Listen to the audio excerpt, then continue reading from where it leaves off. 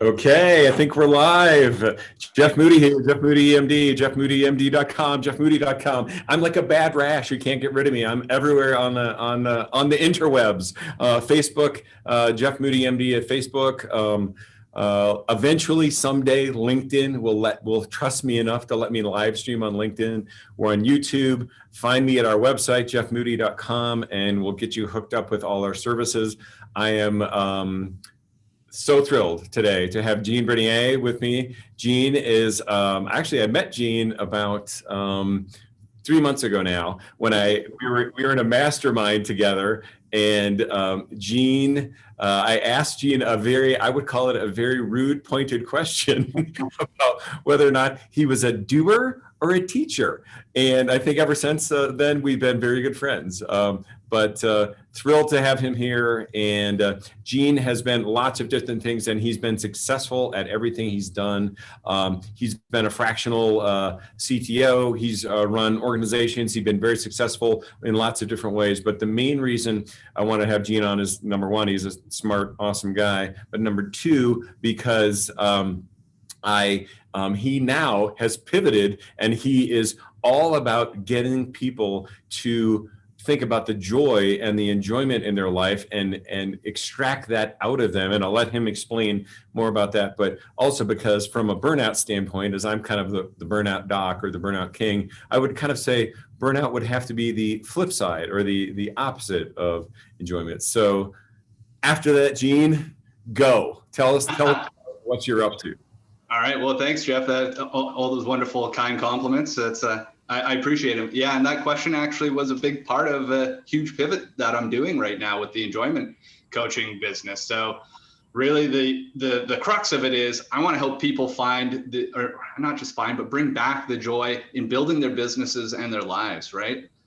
In my own personal journeys, I've seen it in myself. We could line that up with burnout.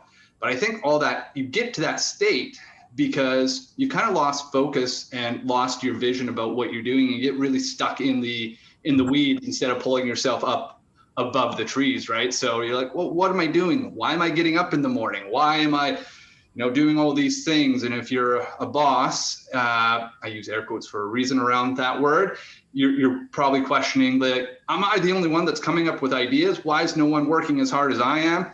Yeah, on and on. All these stories build up and they just kind of get this, it just kind of becomes gross. There's no other better way for it. Not them as a person, but you get this gross feeling inside. You get fear, anger, resentment, and all these things kind of build up and steamroll. And you're like, I'm just going to keep pushing harder to get through it. That's why we've got your book.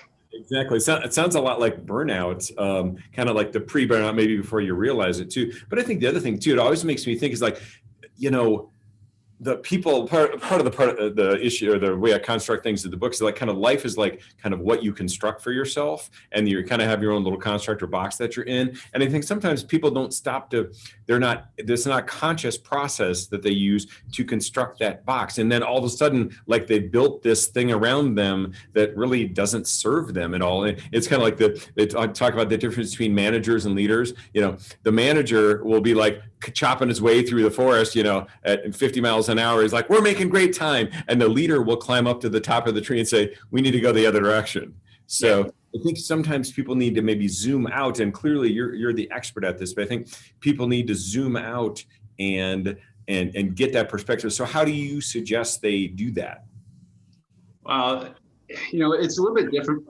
Sure, that's part of the process. It is part of the process, right? But it really comes down to, I think, is like what you're talking about, the manager who's just buzzing around the forest, just chopping things down, going, look how much I've done. Like I've chopped that up to busy. And I know that word slips out of my mouth sometimes. And I dislike, borderline hate that word now, because it became this badge of honor. And people are just like, look how busy I am. I filled my schedule. If you're a parent, look, I filled my kids' schedule. We just go from 5 a.m. till we fall asleep at nighttime, right? And then you're wondering, why am I getting sick all the time? Exactly. Why is my marriage falling apart? Like, why can't I hold down like friendships? And you get to this point where you're like, what do I even like doing? And, sitting there and having that question, I actually can remember having that put on me myself, like maybe 5-6 years ago by a good friend, David Brown. We were out and we were just actually meeting at the time. And I was peppering him with tons of questions. He's like, yeah, it's my turn. What do you like doing? I was just like, I don't know. Like, and that was just like one of those aha moments. It's a tough question, Right. And it's just like, I guess I'm working on learning that. And, I've spent a lot of time figuring that out. I'm still working on that myself. But it's, I think that's one of those journeys that never ends, right? Like it's not a goal.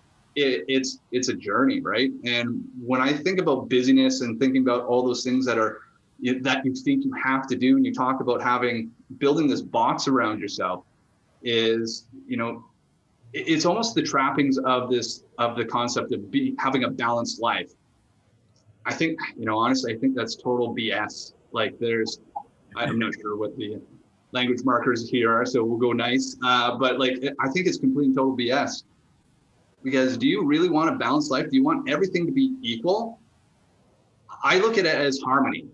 I think you want to, for me, this is always, it backs up to let's talk about your priorities, okay? And then let's arrange your life to fit those priorities. People say, I'm all about family. I'm like, well, you're home about 10 minutes a day while your kids are awake. So are you really about family? I'll be happy when. I think that's the other trap that I think a lot of people fall into. They're like, I'll be happy when I make vice president. I'll be happy when I make X number of dollars. And then you get there and you're like, I didn't really realize what I needed to do to get there. And I didn't really realize what it was going to look like when I get there. And I didn't really realize that if I didn't plan what was going to happen when I got there, that then I would be happy. And one of the things we talk about in med school a lot is that it's kind of a marathon, not a sprint. And when you're in training I was in training for 11 years after college, and so it's like you can't postpone kind of joy and postpone fitness and all those other things for that period of time. And so it's one of those things you have to learn how to, and listen to me, the guy who got burned out, but it's like, you have to at least have the beginnings of an inkling, I feel like, to start that process and to learn how to prioritize and learn how to really even focus prior to prioritizing, what is important. And I don't know if that is kind of part of your process or 100%, right? I think it comes down, like you say, it comes down to your values, and then how do those connect with your outcomes, right? I'm a big outcomes guy. If you don't know what you're trying to build towards or something that excites you, then what are you doing, right? You're in that lost state, and we've all been there. And it's not a bad thing, but you have to kind of do a bit of the heavy lifting to go off and get back into that state of harmony. And when you don't know what your priorities are, or they're being set by somebody else, or you think that you feel like they're being set by somebody else, it's a bit of a fallacy, right? You have total control over those things. When we think we don't have choice, we typically have 3+ more choices that we could make at any one decision. And we are letting that go towards somebody else, or towards filling a cup that we think needs to be filled, while totally emptying our own and leaving the emotional, physical, and mental disaster zone behind us in our way. Exactly. And again, I always kind of feel like if you don't have a plan, somebody else will sure give you one.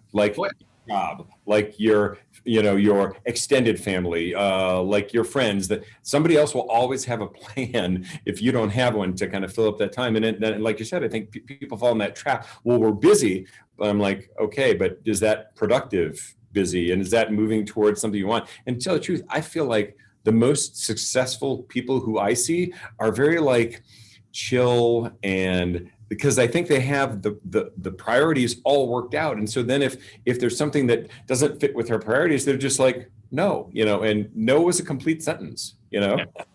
So it becomes, once I feel like what your priorities are, your life becomes very simple, because you work on the things that are priorities and you say no to everything else. I mean, I'm fine. I'm 54. I'm finally learning these things, but I guess I feel like maybe you're hopefully giving people a jump start on that when they're in their 20s or 30s. Yeah, I hope so, right? The more that we can share with it, the better off. And it really comes down to, I think people need to be receptive to it to the first time. And some of us are stubborn, right? And we need to get like kicked down and go like, oh man, never again, and start to build their way back up. And unfortunately, that's just the case for some, but others are a lot more receptive. And I think right now, in this, I call it the great pause that we've got going on.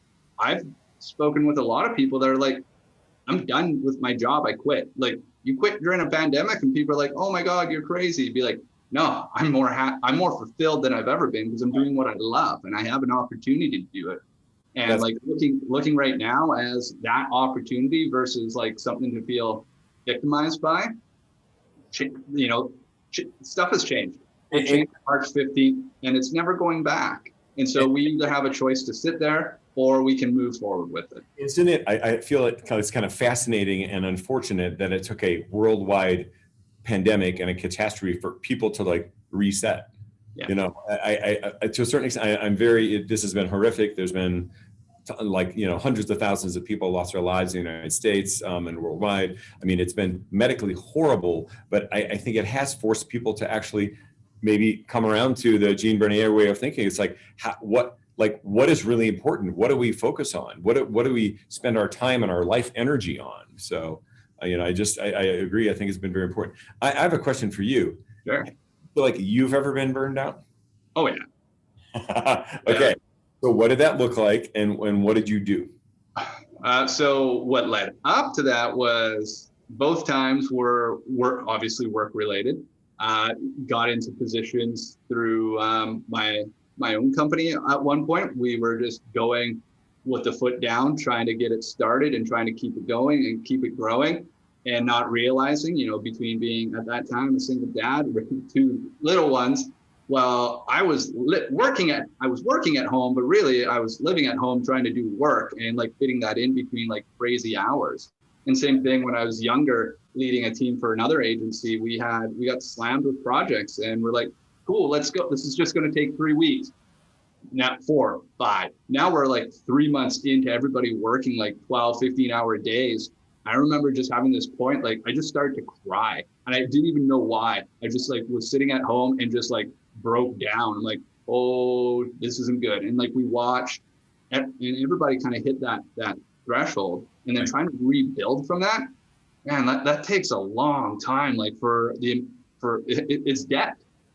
But I view that stuff as debt, right? Like it's easy to get into debt. It is super hard to get out of, right? Because there's interest and that stuff starts to accumulate. You have to climb up while still like trying to, emotionally pay for everything else that you got going on and make that space to be able to like recover from that. It takes time. And it's like, it was a 6-12 month journey for the first time to get through it. The second time around, I realized what was happening and kind of like, whoa, all right, let's stop. And it didn't take as long to get out of because I recognized what was happening. But it's still like, well, now you have to start reprioritizing your life around like, why do I feel so empty, right? And starting to like look at things to fill that. Like at the end of the day, like you can have all the supportive people around you, but if you're not willing to fill your own cup, it doesn't matter how much like great things they're saying about you. It's just like you've got your hand over your cup and it's spilling off, right? And if you're not willing to put into it, I think that's a huge component of burnout, and like you're trying to like prove something to somebody. Like, look how much I can take on. Look how much I'm willing to like endure. That's great, but like that's long-term stress, and that does horrible things to your body, like mentally and physically. Like you're the doctor, like you'd be able to talk about long-term stress and the horrible things that happen.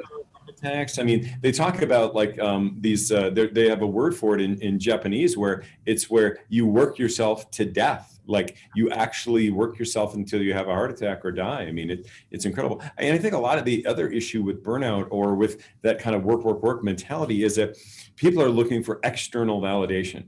But like, again, when I get the VP job, when I get the X number of dollars, raise or whatever, and then they get that, they're like, okay, it's like cotton candy. It makes you feel good for 30 seconds. And then you're like, well, what's the next thing? Because I think they don't realize that at the end of the day, what they're really searching for is peace and happiness and joy.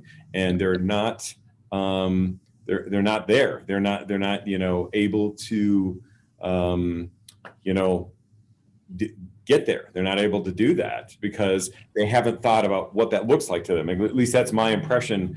And that's kind of what I'm trying to go for, you know. Yeah. I always feel like for burnout, there's kind of two components or three components. A, stop digging. If you're in a hole, stop digging. Okay, so stop making it worse. B, let's find out what the problem. And then C, you know, what are you going for? What's the next thing? What is going to be the stuff that does get you out of bed, that lights you up, that, you know, is really fulfilling for you? And it may look completely different than what you're doing now. And I think that's a big problem with physicians. Is like, well, I just spent 10 years, 15 years getting to the point where I do this. Like, there's a high switching cost, I would say, for physicians. So what would you tell, I don't know if you have any clients who are physicians, but put on your I'm a physician hat, what would you tell somebody who are like, well, I got a lot of loans and I need to make money to pay those back, and I kind of spent a lot of time figuring out or learning how to do this, and I actually like the parts of that, those parts of my job. What suggestions would you have for them, Gene? Great question. As always, putting me on the spot. You know what? Some of the advice I would give is like that piece about what are the parts that you do like? What are the parts that light you up? And like that, well, let's start working those backwards to why those light you up. And chances are they tie back to some like intrinsic value that you have that you haven't fully like scoped out or truly like ever put words to. So let's work back those stories and figure out what about them is bringing it up. Great. Now, you know, you've got that set of values there. Where else is that showing up in your life? Where else could those things be applied, right? I think understanding your values is great, but understanding the stories that prop them up are even better, right? Because humans are a very story-centric set of creatures, right? And if we have that, then that starts to, in my opinion, starts to wire you in your brain to be like, oh, I'm looking for more stories like this. It's not just like, oh, I like integrity, but integrity means like, here's a great example. Here's another great example, right? So now your subconscious is starting to go out, where's the next integrity story? Where's the next like joy story? Where's the next, like, I love a good challenge. And here's examples of a great challenge. Well, where's examples of that, right? Like that's it. I think that's what's important. That's what I would start to work with on people. It's like, let's get back to that. Let's start to actually take the blinders off and start to allow yourself to process more of these opportunities for these stories to hit these values. And it's a bit of a step of a process to get through it. But once they kind of have that aha moment, I've seen it in clients where they're like, oh, I thought I was doing this job, but really here's how it ties back to all my core values. And here's the stories that tie along into it. I'm excited about going back and doing this. And it doesn't matter if you're the CEO or janitor, like you can find ways to bring what you're doing back into alignment with yourself, right? And bringing back that harmony. That's absolutely exactly what I wanted to know, and what I thought you were going to say. Because I know, like for me, one thing I like about medicine is I like the teaching aspect. Like I'm teaching my patients about things. I'm teaching maybe like medical students or you know, partners. We're exchanging ideas, and that's one thing I like about this as well. Is I feel like we're helping teach each other. We're helping teach people who are watching. Oh, by the way, start a watch party if you want. Click that button. Start a watch party. JeffMoody.com, Jeff Moody MD at Facebook. You can hop on over to my website, pick up a copy of the book, or get on the pre-order list. The Doctor is Burned Out. There you go. Gene is sporting the book. The Doctor is Burned Out, A Physician's Guide to Recovery. So we are very, very fortunate to have that insight. We did have a question from the online community.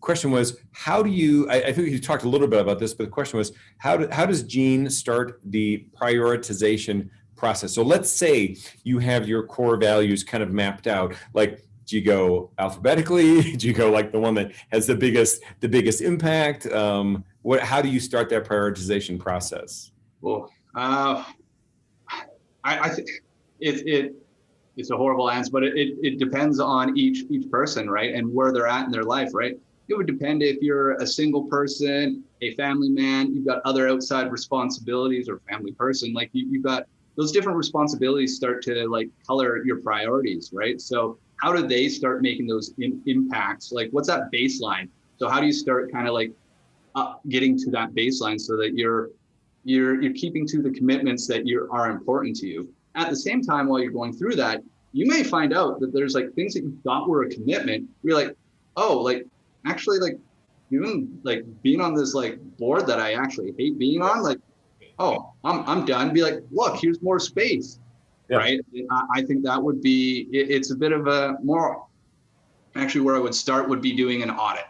And so it's an audit around all the things that you do. So one of the tasks that I have clients do is actually take stickies, find a wall somewhere, and like write down everything that you do, right? Like all like the mundane tasks, from like cleaning the walls to sending out the invoices to, you know, cleaning the stethoscopes if you're a doctor, like whatever all those are, write them down. And then the next step is like going through and just going, which of these actually serve me? And like, which ones do I like doing? Which ones do I not like doing?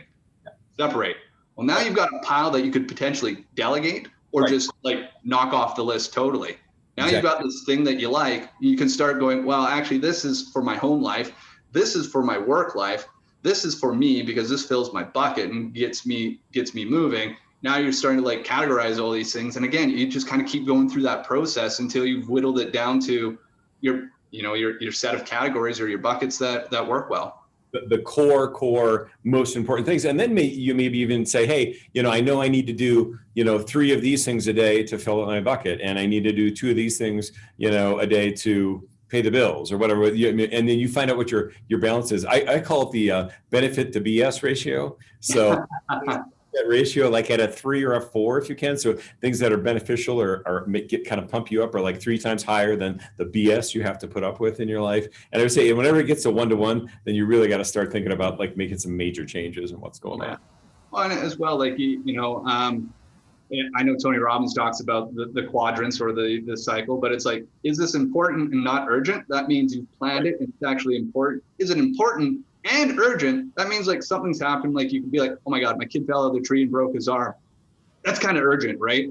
Where then you get into like the urgent but not important, and then not urgent and not important. And once you start seeing like put it into that aspect, you're like, wow, everything below this line does not actually serve me, doesn't move me forward. And you can then, I think, start to like, you have your baseline to start going, what do I want? Like if you're at the point that you're like, I don't even know what I want to do, well, let's just clear off and make some space for you to begin with. Then you can start going and working on your outcomes. Be like, well, I want to be the best, teacher physician that's ever lived. Right? That's a lifelong outcome. Like that's a journey. Like there's never any end mark to that, right? Where some outcomes will be time-based, right? Like I want to make $100,000 by the end of this year. Great. So now you can start to do the work and the next right steps to achieve that.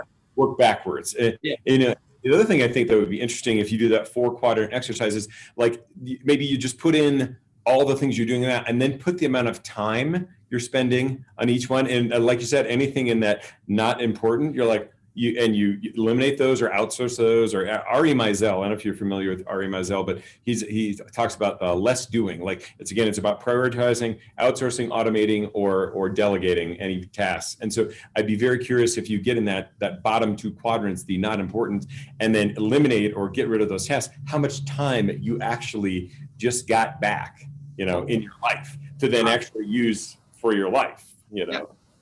So. And the reality is like, you're going to have time, no matter how awesome you are at planning or like organizing your life or bringing harmony, like those quadrants never have zeros in them. Right. And you have to be okay with it. It's just like, how do you protect against it? Be like those bottom ones, maybe 10%, right? Like if you're spending more than 10% of your time, and so that would be like watching TV, doing like just like playing your favorite little game on your handheld device. That's not important or urgent, but you need those little breaks, right? And it's okay to spend time there. Just don't live there. Yeah, right. Gene, I want to be super respectful of your time. So I want to wind this up. 2 last questions. How do people get a hold of you? All right. So you can go to genebernier.ca or .com. That's going to take you to my LinkedIn page right now. I'm kind of living in LinkedIn. connect it, follow my 3 C's, which is connecting, contributing, and collaborating. So doing lots there. Eventually there'll be a site and we'll be able to connect there. But yeah, reach out on LinkedIn. That's the best place. And then the final question is, what's next? What's on your core value list, or what's the next project for Jean Bernier?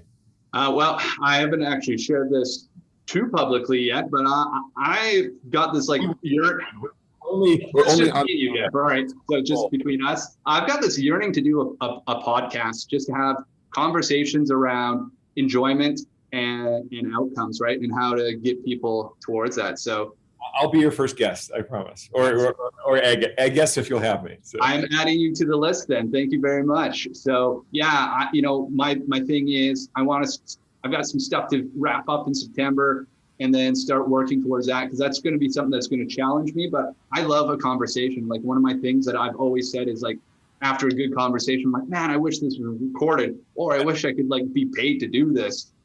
For me, I'm more focused on, I want this to be recorded so that other people can get some great benefit from it, right? That's awesome. That's a great idea. So thank you so much. I really appreciate the time. Gene's obviously an ace. Get a hold of him, get in with him, start enjoying your life. Remember, jeffmoody.com, sign up for my email list, sign up for find the book, find my course. Go over to Facebook, Jeff Moody MD. There's other live streams are there. They're on YouTube. Please sign up for our YouTube channels as well. If you sign up for the email list, you'll get links to all of these every week. Plus, we'll include some juicy little extra tidbits in the emails that we send out to make sure that you're getting lots of value. And please, the main reason we're doing this is because I want to make sure that the one physician per day in the United States who kills themselves knows that they have an option and they do not have to do that. So come on over, learn about the services we have, learn about great people like Gene, and remember that burnout recovery is possible and it is for you. Until next time, Jeff Moody, Jean Bernier, take care. Thanks, Jeff.